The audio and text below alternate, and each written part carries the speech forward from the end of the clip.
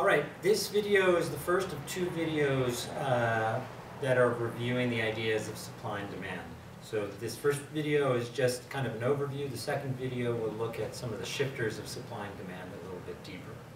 Okay, so first of all, supply and demand are key aggregate views of the market. They provide a basis for further drilling down into individual firm and consumer behavior, but we're going to focus on that aggregation idea. So if we first look at the supply curve, the supply curve aggregates all the decisions of the firms in the market into a single curve. It looks at how many units of a particular good will be supplied by all firms at every given price. The supply curve is totally distinct from the demand curve. So we have the demand curve and the supply curve. They are distinct. You have to treat them quite separately. They will interact to generate a market equilibrium, but the mechanics of each curve are separate. So it's important that you don't confuse the mechanics of the supply curve and the demand curve. So anyway, sticking with the supply curve, the underlying objective of all firms that make up the supply curve, and again, we're talking about a supply curve for a particular good.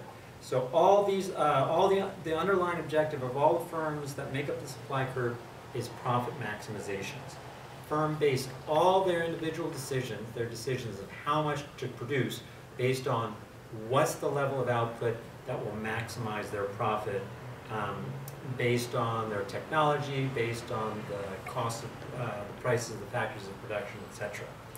So if you look at each individual firm and each individual firm's choice to produce that profit maximizing level of output, well, these individual decisions are aggregated into a single curve for a particular price. So if we look at the supply curve, give me a price, and I can tell you the quantity that will be produced in the market. That quantity is simply the sum of all the individual quantities produced by the individual firms for a given price. Change the price, we'll get a different quantity. So remember, if you change the price, you're going to change the quantity.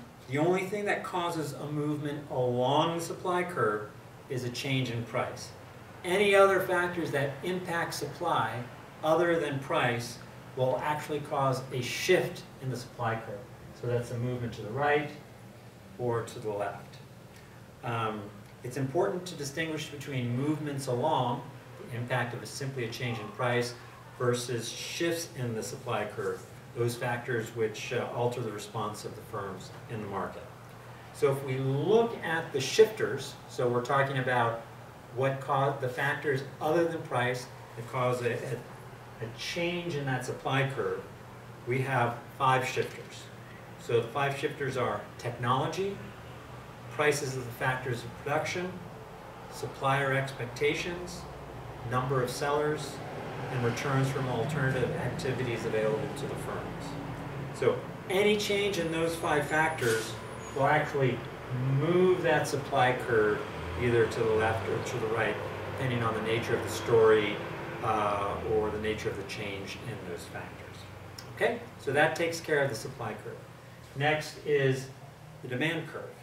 So again, the demand curve aggregates like the supply curve, except it aggregates all the decisions of consumers in the market into a single curve.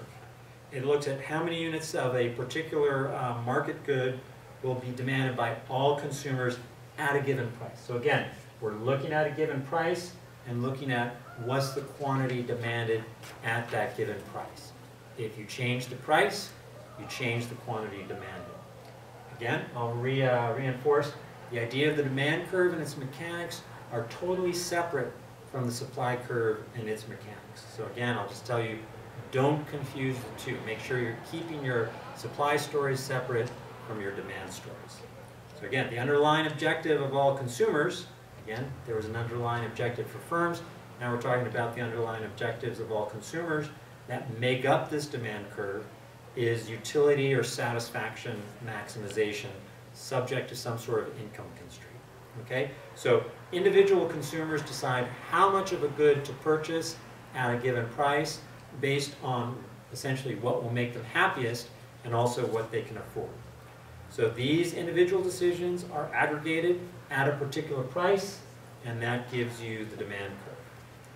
If the price changes, so if the price goes from here to here, you'll see the demand change, because individual decisions are changing in terms of that demand. Again, the only thing that causes movement along that demand curve is a change in price.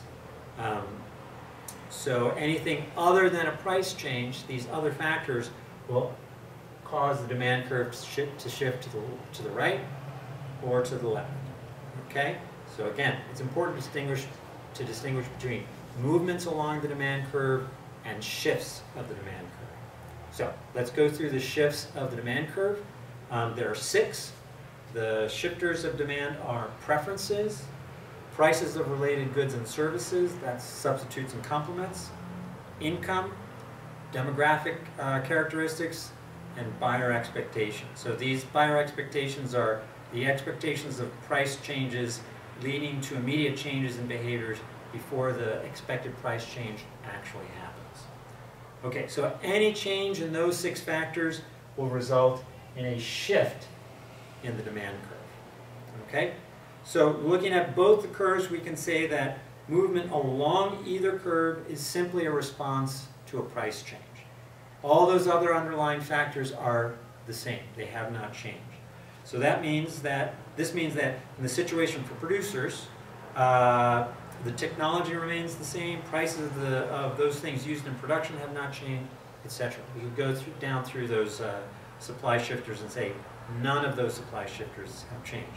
For consumers, if the information about the good other than the price has not changed, or the income has not changed, or the prices of substitutes and complements haven't changed, then we are simply moving along the demand curve. Only the price of good, if only the price of the good has changed, then we're moving along that demand curve. Okay? So the question is, what causes a price change that results in a movement along the demand curve? So we're saying you change the price and you're just moving along the demand curve. Well, what causes that change? Well, technically that would have to be a shift in the supply curve. So you have a change in those shifter categories for supply that would move the supply curve up or down, which in turn would cause a movement along the demand curve. So again, this is how shifts and movements kind of fit together. You cannot have 2 simultaneous movements along the demand curve since we're working with the equilibrium price and quantity.